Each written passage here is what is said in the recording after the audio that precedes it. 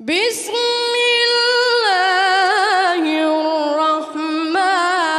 الرحيم إلا تنصروه فقد نصره الله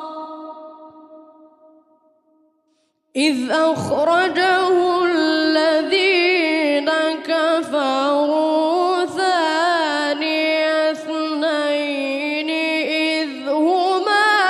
في الغار